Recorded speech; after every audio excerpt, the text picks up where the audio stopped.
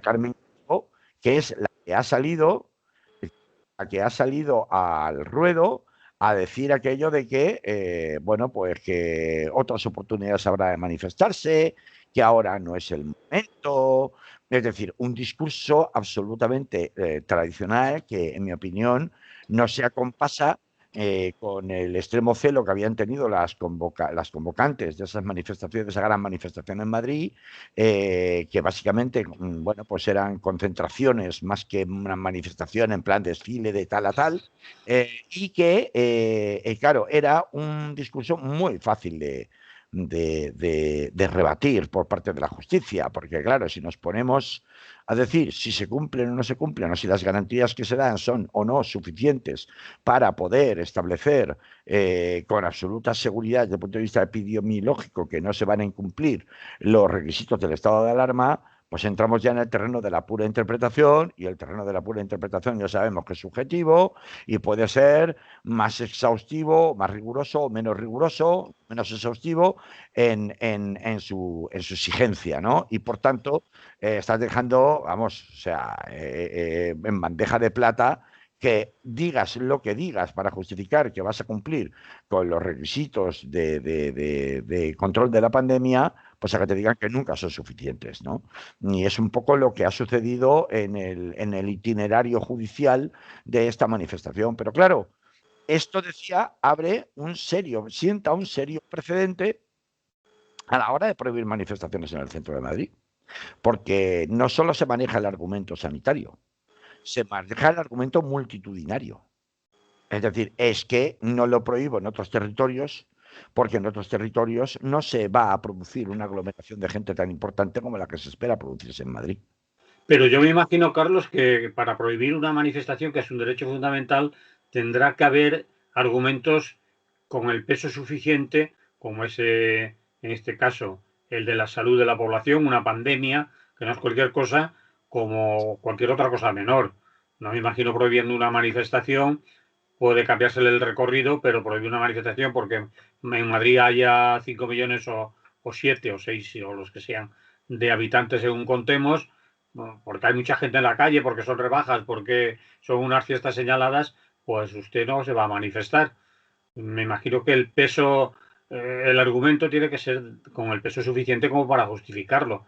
El Tribunal Constitucional de momento ha dicho que de acuerdo Bueno, con no ha dicho eso, ha dicho que no lo suspende cautelarmente como se le había claro, pedido. que ya lo razonará, pero de momento está de acuerdo con Y lo que es ha. eso que a mí me da miedo, es decir, porque este debate, digamos, llega a rango constitucional del Tribunal Constitucional, por tanto va a sentar jurisprudencia, y como digo, ahí se están manejando dos polos. Un polo es el sanitario estrictamente, pero otro polo, es decir, si se cumplen o no, si se ofrecen o no las garantías suficientes, que ya repito que eso es algo muy subjetivo y que, bueno, según la intencionalidad política que se tenga a la hora de interpretar, pues permite ser más celoso en la exigencia de rigor o menos, más laxo, que es, desde luego, un argumento poderoso sin ninguna duda.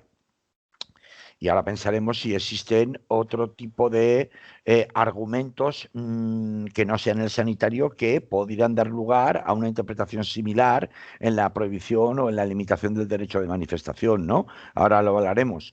Pero hay, repito, un segundo argumento no menos peligroso que este, que tiene que ver con la patrimonialización de la calle por determinados sectores, que es el que a mí más me preocupa, que es el de la multitud. Es decir, es que yo prohíbo la manifestación en Madrid, no porque en Madrid haya 7 millones, sino porque se espera que en Madrid va a haber mucha más gente que va a venir de todas partes que no en el resto de las capitales de provincia. Y ese es el argumento peligroso, es decir, sustraer la acción reivindicativa del lugar donde se toman las decisiones que nos afectan a todos, vivas donde vivas, es algo que, en mi opinión, recorta abiertamente el alcance y la magnitud del derecho de protesta. No es lo mismo hacer una protesta en Valencia, con todos los respetos, que hacerlo en el lugar donde se toman las decisiones de todos, que es Madrid. Tú de eso sabes muchísimo más que yo porque para eso te dedicas a la abogacía, al derecho y todo ello, pero estamos hablando de un derecho fundamental. Y se Así es. restringe por otras razones que no son derechos fundamentales ni de coña, de muy lejos. Que si hay multitud, ni siquiera el derecho a la salud. Que Bueno, sería discutible, como hemos contado antes, porque depende de la interpretación que se le quiera dar a las garantías ofrecidas por los convocantes para respetar pues, la distancia de seguridad, el distanciamiento social, mascarillas, control de excesos, etcétera, etcétera, etcétera, ¿no? vale. Entonces, claro, como tú bien dices, es decir, comprar este discurso y que los tribunales compren este discurso, porque entre otras cosas es que resulta que el gobierno y la oposición a un tiempo y de forma unánime han comprado este discurso, no han comprado, han vendido este discurso a la opinión pública y a los tribunales a través de sus informes y a través de sus alegaciones, ¿no? A mí me resulta francamente peligroso. Es decir, yo puedo creer o puedo intentar vislumbrar por qué razón el Partido Socialista en el gobierno, que el año pasado sacaba cara en defensa de la celebración del 8M, por más que el Partido Popular tratara de hacer bandera a partir de la declaración del estado de alarma, solo una semana después de que era necesario y conveniente y que no se había cometido ninguna imprudencia por celebrar aquella manifestación multitudinaria del 8M, que este año, un año después, compre el discurso de no, es que tenemos demasiados contagios en Madrid, es que esto es una razón objetiva, es una razón que tiene que ver con los contagios de Madrid, compre ese discurso y nos lo venda a los demás, a mí me parece, para empezar, extraño. Para continuar, me parece un argumento muy débil y ya rápidamente se han encargado de sonrojarle públicamente a Carmen Calvo, sacándole las imágenes de los aficionados del Atlético de Madrid Sí, recibiendo sí. a su equipo como hacen todos los años, por otra parte, que tampoco es nuevo. Delante del derby vale que igual eran 500 personas y no 50.000, yo esto lo entiendo, pero también entiendo que en definitiva, haber aceptado el argumento de que, ojo, ojo, a ver si va a pasar algo, a mí me suena primero a cobardía política. En el sentido de decir aquello de no, mira, prefiero prohibir antes de que luego me saquen los colores diciendo que ha habido un incremento sustancial de contagios en Madrid que pueda estar vinculado o pueda relacionarse con la celebración de este evento.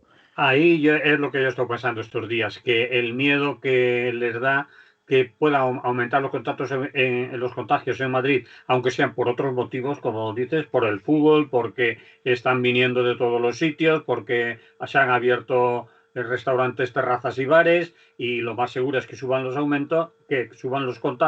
contagios y que les vuelvan a recordar otra vez el 8M, ustedes lo han permitido, le hemos estado diciendo que cuidado, que no era el momento, lo ha dicho hasta el señor Simón, lo ha dicho todo el mundo, y ustedes a R que R otro año más. Yo creo que ese ha Eso sido un es. argumento importante. Este argumento de Se han cobardía política, claro. este argumento de cobardía política tiene un corolario especialmente grave porque en definitiva y en la práctica está dando la razón a quienes deslegitimaron la celebración del 8M hace un año, en 2020, que son precisamente aquellos que criminalizan permanentemente cualquier actividad pública multitudinaria que tenga que ver con la reivindicación feminista, entendido en el concepto amplio de la palabra. Y la muestra, en mi opinión, que termina de confirmar cómo existe un manifiesto prejuicio ideológico que el PSOE, desde su cobardía política, ha comprado en esta materia, tiene que ver con el hecho de que se le prohibiera a Irene Montero por parte de Díaz Ayuso ir a dar en el día de ayer, 8 de marzo, una conferencia en un instituto de enseñanza media aludiendo que eso era puro adoctrinamiento. Es decir, esto es una evidencia de cómo para ciertos sectores de la población de la Villa y Corte, que es Madrid, y no estoy hablando de los ciudadanos madrileños, estoy hablando de ese entorno que se mueve alrededor de las instituciones políticas y mediáticas que hacen de altavoz de las políticas y de las económicas para toda España, como en esa Villa y Corte, ese conjunto al que me he referido dentro de la amplísima ciudad que es Madrid, de la amplísima sociedad y diversa sociedad que es la sociedad madrileña, demonizan permanentemente o identifican la reivindicación popular del feminismo con unas corrientes políticas muy concretas y la personalizan o demonizan en personas como Irene Montero o en personas, digamos, con una carga simbólica política muy pronunciada, como sería el caso de la ministra de Igualdad, ¿no?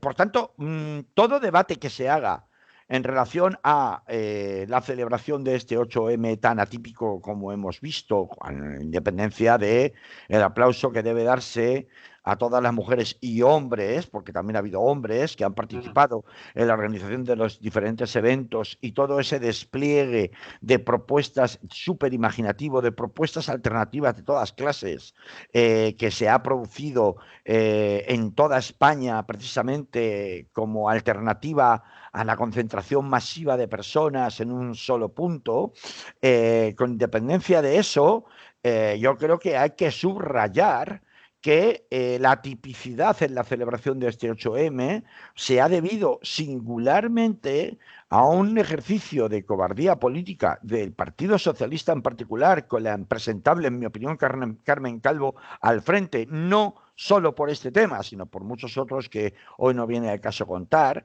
y también ha tenido mucho que ver con esa demonización permanente que se hace desde determinados sectores de la población española, pero sobre todo desde la Villa y Corte, repito, contra las reivindicaciones feministas prácticamente vengan de donde vengan. Y ahí ya sabemos que unos apuntan y otros disparan, se encaja a la perfección los actos de vandalización que se han producido no solamente en particular en la Comunidad de Madrid, no es casualidad que haya sido allí donde más se ha producido, no es el único sitio, porque ha habido en Gandía, ha habido en Valencia, ha habido en otros lugares donde ha habido vandalizaciones de murales feministas, pero muy significativamente en el de Ciudad Lineal, y en otros en el entorno de la ciudad de Madrid, donde además, en el caso de Ciudad Lineal, es especialmente sangrante porque precisamente las organizaciones vecinales le habían pedido explícitamente al Ayuntamiento de Madrid que se adoptaran medidas especiales de vigilancia porque se temían que se iban a producir estos actos vandálicos, y solo después de que se han producido y que ha habido un rechazo masivo por parte de la población civil, de la sociedad civil y de los propios vecinos del barrio de Ciudad Lineal, es cuando ha salido el alcalde de Madrid, que no solo es alcalde, recordemos que es portavoz del Partido Popular a nivel nacional, a decir mea culpa, y no se preocupen los madrileños y las madrileñas, que vamos a hacer desde el ayuntamiento todo lo necesario para restaurar el mural al estado en el que se encontraba anteriormente a los actos vandálicos que se han producido, ¿no? Lo cual me hace muchísima gracia porque ayer, por ejemplo, en torno a esta noticia, a algunas contertulias televisivas del entorno feminista decían que era la primera vez que veían actos vandálicos de este calibre. Y yo tengo que recordar, sin ir más lejos, aquí en la ciudad de Valencia, los actos vandálicos que se produjeron contra murales sufragados o patrocinados por el propio Joan Ribó, el Ayuntamiento de Valencia, sí, en el entorno, por ejemplo, de la reivindicación de la injusticia con los chicos de Alsasu, por poner un ejemplo de actuaciones de intervención en la vía pública que son vandalizadas sin ningún coste por quienes propugnan el odio y la intolerancia, y a las que, sin embargo, luego nunca se les da respuesta contundente por las instituciones que supuestamente deberían hacer valer esa disidencia política y cultural que dicen promover, ¿no? Por tanto, me parece que este 8M, si tiene algo destacable, es precisamente, o pasará la historia, es precisamente por este gesto político, en mi opinión, totalmente inapropiado por parte del Partido Socialista, que va al unísono comprando el discurso, en definitiva, de demonización de la manifestación, no de una manifestación en la calle, sino de la expresión popular en la calle a través del derecho de reunión y manifestación, y además en la calle donde más ruido pueda hacer, es decir, en el corazón de la villa y corte de los movimientos feministas, que, como digo, pues desvirtúan y solamente ayudan a continuar en esa interesada demonización que no se corresponde además ni con las reivindicaciones de los movimientos, siempre hablo en plural porque hay muchos movimientos feministas, ni tampoco se corresponden con las propuestas que se habían hecho para manifestarse o para concentrarse o para reivindicarse durante este pasado 8 de marzo, durante el día de ayer. Por eso me da tanta pena que el Partido Socialista, pues una vez más, vuelva a dejar tirada a la gente, de la que luego además presume y se pone medallitas de ser quienes lideran la avanzada de reivindicación feminista en España. Esto con independencia de que luego cada cual, cada una y cada uno tenga su opinión acerca de la conveniencia o no de manifestarse en general en la vía pública y tenga su opinión cada una y cada uno de manifestarse en la vía pública este 8M en particular, ¿no? Si era conveniente o no era conveniente, o bastaba con realizar actos alternativos distintos, como muestra pues muchos de los que se han realizado, ¿no? Pero una cosa es que se hagan porque, bueno, pues así se decide voluntariamente, y otra cosa es que se hagan porque te lo imponen, ¿no? Y eso es lo que ha pasado aquí en el caso de Madrid, con un impacto evidentemente de alcance nacional, y por eso lo estoy mencionando con tanto hincapié, con tanto énfasis en la Villa y Corte, en la capital de España, ¿no? Muy bien, Carlos. Lo dejamos ahí porque vamos Sí, a mitad de programa y si no, no lo nos da dejamos tiempo. ahí. Claro que sí. El plan de los 11.000 millones para las empresas y el cisma del gobierno. ¿Por qué pones en el mismo titular los 11.000 millones y el cisma del gobierno? Que las dos cosas son verdad, pero juntas. Claro, y tan juntas. A Como ver, que en el día de hoy, Consejo de Ministros, recuerdo que es martes, se sí. supone que se tiene que aprobar uno de los primeros grandes planes de choque para la reactivación económica, dotado de 11.000 millones de euros a las empresas, no a los autónomos, ojo, pero sí a las empresas.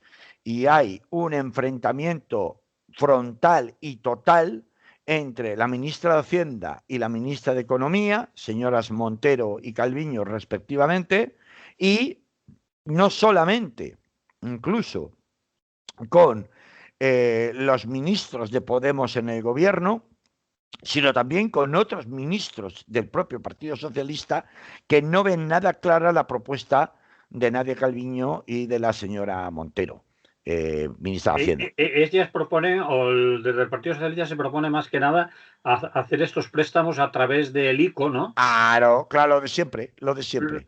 Para que desde ahí pues se vayan a las Mm, empresas después y desde Podemos se propone que el dinero vaya directamente a las claro, empresas y a los es pequeños que, y al a pequeño ver, comercio también, ¿eh? claro, claro, claro, claro, Vale, efectivamente. No, explícalo y mejor. además sin condicionalidad. Ahora lo voy a explicar Sí, mejor porque, a ver, esta noticia puede parecer que es una cosa económica, pero no, no, que va. O sea, estamos hablando literalmente de darle los últimos auxilios al moribundo. mm, Literalmente de esto. Estamos hablando de salvar vidas. Si se, evidentemente, entiéndeseme en sentido figurado, en el sentido económico y de empleo, ¿no? mm, A ver, o sea, en realidad el plan de choque de los 11.000 millones es un esquema que tiene tres fondos, o sea, tres niveles. Por un lado, hay una parte que se va a dedicar a reestructurar las deudas del ICO. Las deudas del ICO es, el ICO ya había dado préstamos, no se los devuelven, claro, porque no hay pasta, pues entonces no hay ingresos, no se devuelven. Entonces, el ICO tiene, está en deudas. Entonces, voy a limpiar, voy a sanear el ICO.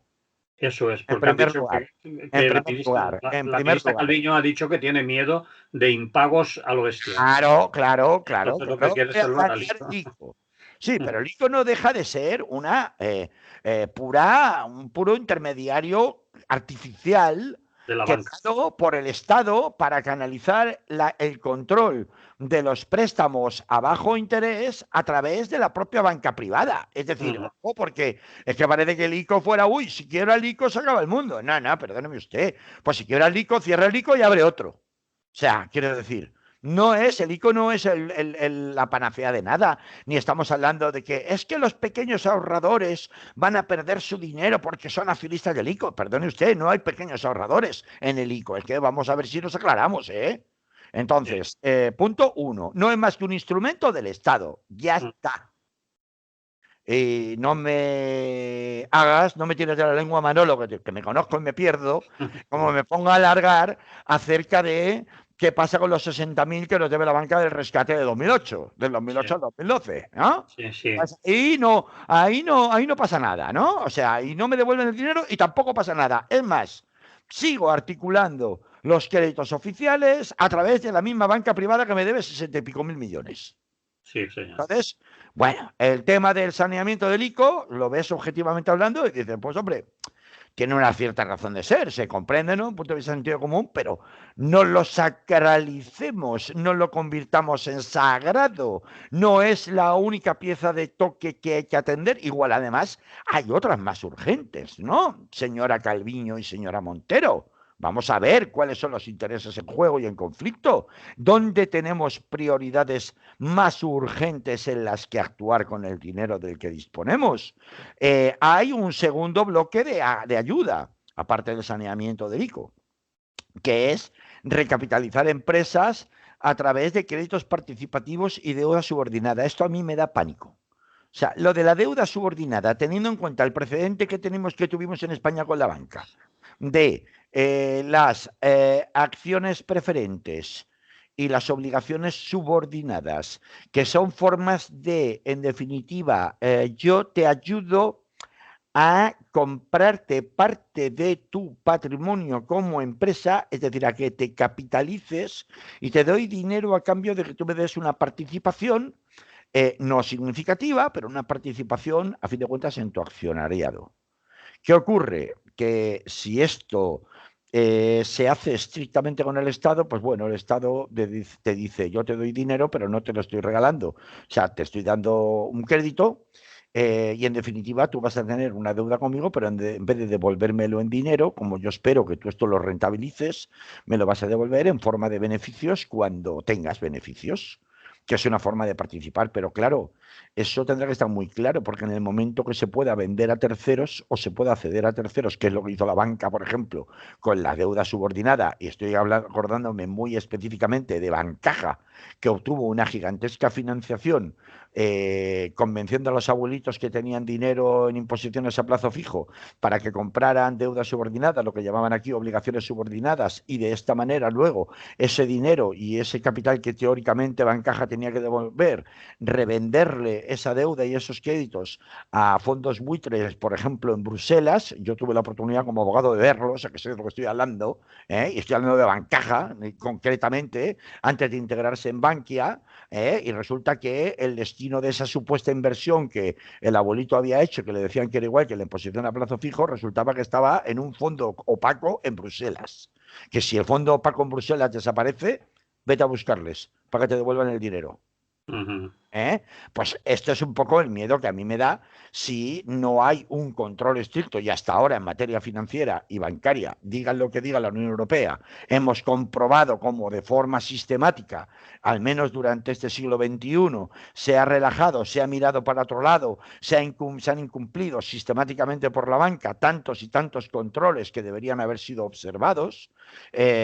Por tanto, a mí me da pánico. Y hay una tercera parte de las transferencias de estos 11.000 millones, que se calculan en principio iban a ser unos 2.000 millones de esos 11.000, dedicados a transferencias directas a las empresas. A ver, la fórmula de la transferencia directa es una fórmula que se ha llevado a cabo, pues bueno, con resultados desiguales, como era de esperar, tanto en Alemania como en Francia, desde hace muchos meses ya atrás, que son los que han permitido sobrevivir y evitar crisis y conflictos sociales más enormes de los que hubiera podido haber, sobre todo en Francia, que ya venía de una ola de protestas sostenida en el tiempo, a través, entre otros, de los chalecos amarillos, del descontento del campo, del no futuro de les banlieues en los cinturones industriales de las grandes ciudades, etcétera, etcétera, y ha servido como cinturón de contención del estallido de ese evidente conflicto social. Por tanto, es una medida que, aunque sea a corto plazo, parece que es una medida que ha funcionado bien como salvaguardia.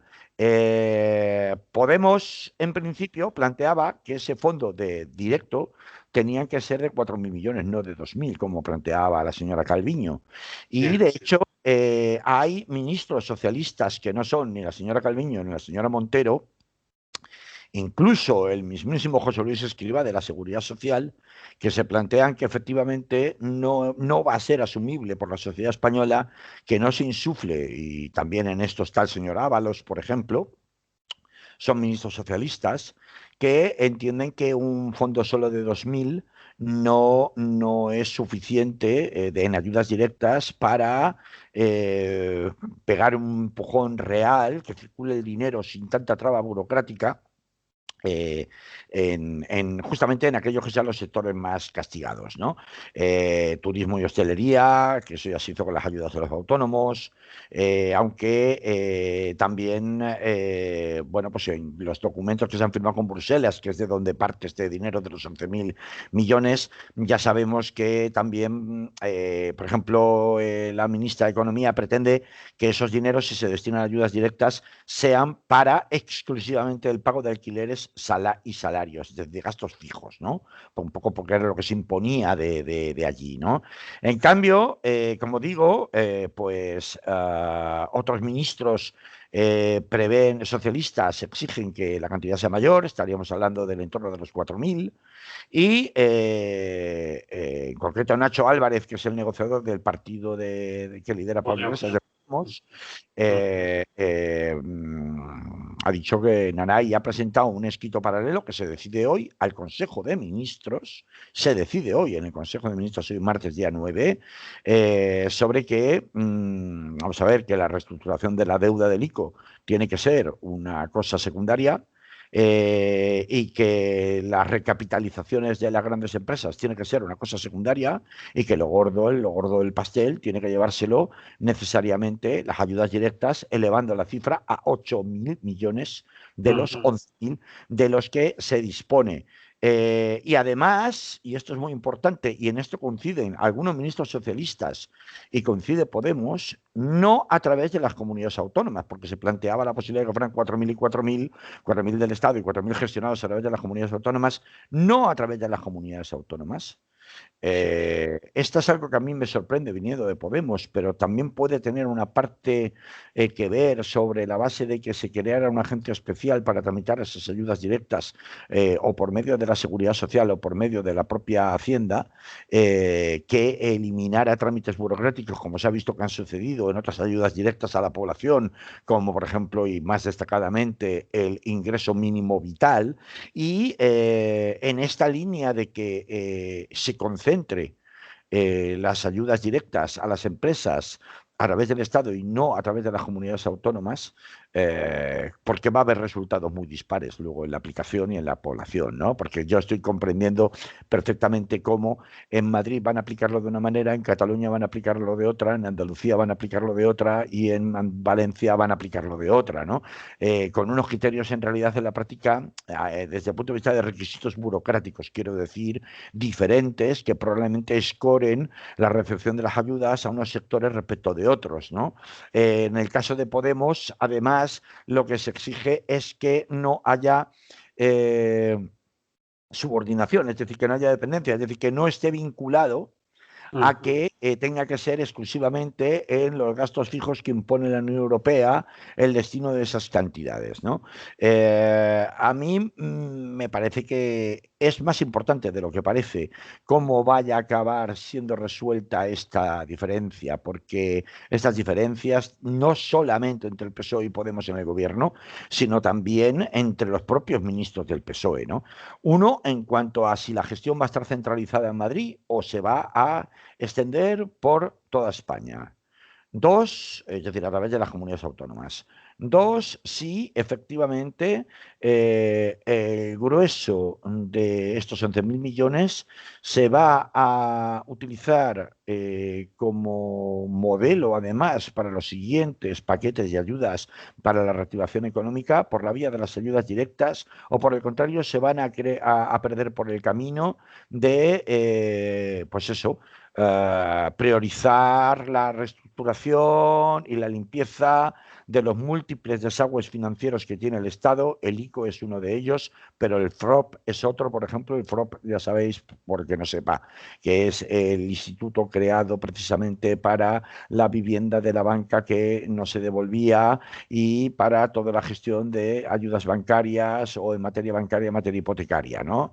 Ya sabéis que el FROP tiene montones de viviendas en el parque de alquiler, esas viviendas que tiene ahí, como dijéramos, guardadas, que los bancos se han acabado quedando porque se las han desahuciado, sobre todo parques de segunda vivienda, altera sustancialmente en función de cómo se maneje el precio del suelo, es decir, porque, y por tanto el precio de la vivienda, del metro cuadrado de la vivienda, porque en función de cuánta oferta haya disponible, el precio baja, o por el contrario, si se restringe, el precio sube.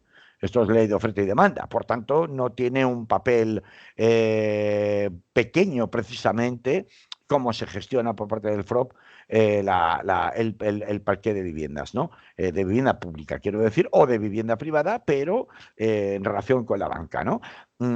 Por todos estos motivos, decía, existen múltiples desagües, entre comillas, de la administración pública española en materia financiera, en materia económica, por donde se pueden acabar desapareciendo y diluyendo estas ayudas sin que haya una percepción en la sociedad y precisamente en aquellos tejidos productivos que deben ayudar a volver a empujar el empleo, volver a empujar la demanda interna, volver a hacer crecer el Producto Interior Bruto. Si esto no llega y se pierde por los desagües financieros del Estado, pues vamos a encontrarnos en una situación similar a la que tanto coste, en mi opinión electoral, está teniendo Podemos con la ineficacia de los planes de ayuda a las personas en situación de vulnerabilidad que estamos viendo en materia de vivienda de alquiler social, donde las escuelas de los ayuntamientos pasan del año para poder conseguir una o llegan a los 3 y 4 meses para conseguir que te den una cita previa y que tengas la primera reunión con ellos para ver si estás en situación de vulnerabilidad o no. Por supuesto, en la tramitación del ingreso mínimo vital, donde, bueno, las quejas no hace falta que las cuente yo, porque hoy es martes, ¿no? No sé si es el martes, me parece que sí, cuando Sí, viene gente de las sillas del hambre, que lo explican sí. mucho mejor que yo, ¿no? Entonces, un saludo, por cierto, para ellos que se hacen una labor, bueno, ponen los puntos sobre las sillas sobre lo que es la realidad material de las cosas en la calle para la gente que menos tiene y que tiene tanta necesidad de vivienda, ¿no? Entonces, bueno, pues no parece que esta pelea sea una pelea gratuita, porque es una pelea que para mi opinión va a decidir mucho del futuro de la gestión y de los resultados en la práctica de la reactivación económica que se pretende con el famoso maná de los 144.000 millones de la Unión Europea. Así que mucho cuidado y estaremos muy pendientes de qué es lo que deciden al final en el Consejo de Ministros y de la letra pequeña del acuerdo al que lleguen, si es que llegan algunos. Yo me imagino que al final la cosa pasará por ni para ti ni para mí, es decir, los 8.000 que pide Podemos se quedarán en 4.000 o 5.000 de ayudas directas, veremos cómo se condicionan las ayudas directas, es decir, qué requisitos hay que cumplir, si hay condicionalidad total como pide a gastos fijos como pide Economía y Hacienda, o por el contrario hay más libertad de inversión de ese dinero que se reciba por parte de las pequeñas empresas, pero desde luego, en todo caso, teniendo en cuenta que es el primero de los grandes paquetes de ayuda, necesariamente tenemos que fijarnos en que no marque un precedente peligroso para los siguientes paquetes de ayuda si finalmente el resultado va más por la línea pretendida por Economía y por Hacienda en este gobierno de coalición. Muy bien, Carlos, nos quedan 10 minutos para hablar de Irak y la visita del Papa. Tú lo titulas Cuando las religiones es la base de la geopolítica y después quieres irte también un rato a Brasil. No sé si me va a dar tiempo, pero bueno, yo lo voy a intentar. Bueno, pues inténtalo porque ahora ya son 9. Yo no me sé el nombre del máximo ayatolá chiita de Irak. Yo No me lo sé, tampoco. la verdad, con el que sea, pero sí sé que es el máximo representante de la religión chiita en Irak y prácticamente en el mundo. Eh, mm, Respecto con el que se ha reunido el Papa Francisco como máximo hito de su visita a Irak. Vale. Sí sé que me parece que fue en 2019 o 2018, se reunió ya con su equivalente en el lado sunita de la religión musulmana. Los sunitas y los Sí, chiitas son seguramente las dos corrientes de interpretación del Islam más más mayoritarias en el mundo. sí, señor. Hay otras, porque hay otras. Sí, Por sí. ejemplo, en Marruecos hay otra, en Ahora Arabia no, no Saudí, nos en el sale el nombre. Golfo. Mm. ¿eh? Que ahora no nos sale el nombre, pero Sí, alauitas, sí, Alawí, no, pero eso es la monarquía, ¿no? es Pero una bueno, monarquía alauita. eh, eh, eh, bueno, sí, déjalo, no lo liemos, no la vamos. liemos, ahora no me sale a mí tampoco, aunque mira que me lo estudié durante un tiempo, por la penetración que tiene, la importancia que tiene en África, ¿no? La interpretación que se hace. Luego están los walabitas, ¿no? Que son los que tienen inspiración suní y o más que suní, sufí, perdón, que me estoy liando con los términos, que es la que está más extendida en los países del Golfo Pérsico, empezando por Arabia Saudí. Y bueno, en definitiva hay distintas corrientes del Islam, de las cuales la sunita y la chiita son las más multitudinarias, las más seguidas en el mundo entero. Ha habido muchas críticas, siempre las hay, y el Papa Francisco ha dado una rueda de prensa después de, bueno, pues al subirse al avión y ya terminar su periplo por Irak, que además no ha consistido en una mera reunión, sino que ha visitado muchísimos lugares. Ha sido una gira bastante extensa por Irak. Ha recibido, como siempre cuenta él, enormes críticas dentro de la propia Iglesia Católica. Y esto me llama mucho la atención, ¿no? Y es por ese motivo que quería mencionarlo. ¿Por qué, sabiendo que la, el posicionamiento político inevitable que se produce a consecuencia de este tipo de viajes y sobre todo de este tipo de reuniones con los más altos representantes de otras confesiones religiosas en el mundo, Francisco se empeña en realizar este tipo de viajes, sabiendo, como digo, la enorme reacción que tiene dentro de casa. Bueno, primero porque, dice él, es una manera de combatir el fanatismo y el nacionalismo religioso, aunque sea el católico, que es precisamente uno de los mayores, ¿no? Y que se nos olvida con mucha frecuencia cuando hablamos del totalitarismo fanático religioso yihadista musulmán, ¿no? Se nos olvida muchas veces que existe un nacionalismo religioso católico absolutamente peligroso que solo comprende la realidad del mundo que nos rodea sobre la base de que los demás son herejes. Y hereje significa tanto así como enemigo de la fe, ¿no? Y enemigo de la fe convierte evidentemente en tu enemigo de muerte a cualquiera que sea calificado como tal. El término herejía no lo saco yo de forma majestática aquí en esta conversación. Lo cita directamente el propio Papa Francisco en sus declaraciones en la rueda de prensa. Y alguien estará pensando, pero ¿por qué pesados con el Papa Francisco? Es la segunda vez en 2 meses o 3 que sale Carlos hablándonos del Papa Francisco y de la religión. Caray, ya vale, ¿no? En una radio anarquista, ¿qué hacen hablando del Papa Francisco? Es que la cuestión no es hablar de religión ni de fe. La cuestión es cómo esto provoca movimientos de carácter geopolítico a nivel internacional en la que se esconden nacionalismos imperialistas escondidos detrás de la fe o detrás de una confesión religiosa concreta. Y hablo de la católica, en este caso, como otras veces hemos tenido que hablar de algunas de las confesiones musulmanas, ¿no? Entonces, o de las ramas de la confesión musulmana, ¿no? Por eso es tan significativo que existan esta clase de encuentros. Claro, no ha trascendido, por lo menos para la opinión pública occidental, cuál ha sido la reacción por parte del lado chiita a este encuentro, entre un encuentro largo de cerca de 3 horas, no es un encuentro protocolario, entre el alto ayatolá chiita en Irak y el Papa Francisco como máximo representante de la confesión cristiana católica. Pero Francisco parece empeñado en realizar encuentros del más alto nivel con el resto de confesiones religiosas del mundo. Él dice que en búsqueda de un lenguaje común de paz, pero más allá de lo que diga, lo que sí importa es que, vamos a ver, como se cree la 10ª internacional religiosa, apañados vamos, ¿no?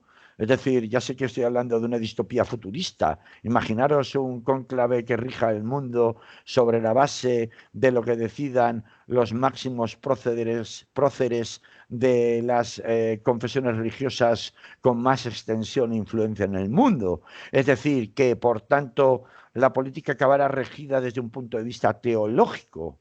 Ya sabemos lo que opina, por ejemplo, una experta en el tema como es la periodista iraní.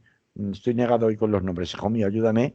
Nos Eh, pidas ayuda con cosas que no tengo ni previstas, ¿no? Sí, sí, sí, sí. Bueno, pues ya sabemos lo que opinan algunos especialistas acerca de en Oriente Medio, acerca de qué ocurre cuando se desmantela un régimen político seglar y se trata de sustituir por un régimen político religioso o teológico, que el fanatismo gana enteros en la administración del Estado y ¿Te que por referías a Samir Naín o algo así? no, no, me refería a ella, a la periodista de Público y de otros que ha dado muchas conferencias Vale, en vale, vale, pues entonces no sigamos. Ah, bueno, luego me acordaré.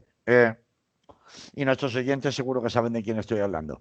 Eh, en fin, la mayoría de los expertos en la zona, para que nos entendamos, siempre avisan del peligro de sustituir regímenes en Oriente Medio y no solo en Oriente Medio, sino en general en el mundo islámico, sustituir regímenes seglares, es decir, laicos, por regímenes religiosos, por mucho que se pinten de moderados, ¿no? Porque esto contribuye sistemáticamente a la eliminación de derechos individuales, de derechos democráticos y también contribuye a sojuzgar y además bajo un manto de opacidad a determinados colectivos disidentes, no solo en materia religiosa, sino también en materia social, porque la religión siempre viene acompañado de una regulación social más estricta. Y es en este sentido que yo estoy hablando y quería llamar la atención hoy de este viaje tan singular del Papa Francisco a nada más y nada menos que Irak, por muy pacificado que esté por la fuerza en los últimos meses, porque, vaya, extender relaciones con otras conferencias, otras confesiones, perdón, religiosas, pues puede desde el punto de vista diplomático parecer aconsejable. Pero si esos contactos fueran a más en el sentido de empezar a construir acciones concertadas en distintas regiones del mundo por parte de las confesiones religiosas más importantes, estaríamos hablando de que la religión se convertiría fácilmente, y puede hacerlo porque tiene potencial para hacerlo, en un nuevo lobby multinacional de presión que puede influir en muchos resultados electorales, en muchos cambios de la opinión pública, como de hecho así ya sucede en países y en regiones como son África, como es América a través de los evangélicos, o como es Asia en muchas amplias zonas por vía de interpretaciones a veces muy radicales del Islam, ¿no? Como sucede, por ejemplo, en Tailandia, Indonesia u otras partes. O sea que esto no es una entelequia ni una distopía del futuro.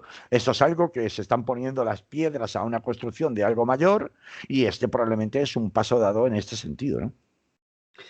Muy bien, pues de Brasil querías decir, pero un Pues hombre, minuto, quería decir es la última el gobierno, noticia. Pues nada, que ayer por la tarde salió una noticia que es una bomba y que ya se han apresurado muchos medios de comunicación a recoger, y es que un juez del Tribunal Supremo Federal de Brasil ha anulado las dos condenas que Lula da Silva tenía, que recordemos, ya se encontraba en libertad porque le habían anulado el propio Tribunal Supremo cuatro condenas más. Pues ha anulado dos condenas porque el tribunal que le juzgó y luego el Tribunal de Apelación que confirmó esas dos condenas supuestamente por corrupción eran, según el Tribunal Supremo, incompetentes para haberle juzgado, pero se apresuraron mucho en hacerlo, porque la consecuencia verdadera e importante para Lula y para la política brasileña no era tanto su libertad personal como quitarle de en medio y que no se pudiera presentar a nuevas elecciones. Y la importancia, la trascendencia de este fallo que ha sido conocido ayer del Tribunal Supremo Federal de Brasil es que al anular estas dos condenas últimas, Lula da Silva puede volverse a presentar, esta vez contra Jair Bolsonaro, en las elecciones presidenciales de 2022, lo cual cambia radicalmente el panorama político y las expectativas de un país tan importante en el concierto mundial como es hoy día Brasil. Pues Creo lo que la dejamos. noticia es gordísima y muy importante. Vale, pues para analizarla y estar sobre ella tendremos más días y otros tiempos que hoy no tenemos, ¿vale, Carlos? Así es. Pues gracias por estar ahí un día más. Ya nos hablamos, que vaya bien, que haya salud y hasta la próxima. Pues a vosotros faltaba más. Salud y hasta la semana que viene. Bueno, Carlos, ¿tienes prisa? Porque Porque tengo prisa, porque tengo que trabajar. Ya ves pues la luz que entra por mis, a ver, si quito esto, la luz que entra por mis persianas, ¿no? La ves, ¿no? Se ve aquí en el vídeo, ¿no? Y me sí, están esperando y bueno, hay que levantar España. pues Así vale, pues que ve si levántala tú por mí, que a mí me duele un poco. Aquí sí, ¿no? Tú ya lo has levantado bastante, ¿no? yo he estado muchos años levantando la España. Las Españas. Me Las duele Españas. España, que diría el poeta. Bien, Bueno, señores, que yo hoy no tengo más tiempo de más, así que hasta la semana que viene. ¿Vale? muy bien, vale, Carlos. He dicho señores, Y pero señoras, más bien tendría que haber dicho señoros y señoras las que me escuchen o las que nos vale, vean. Un abrazo a todas, un abrazo a todos. Hasta la semana vale. que viene. Chao. Hasta luego.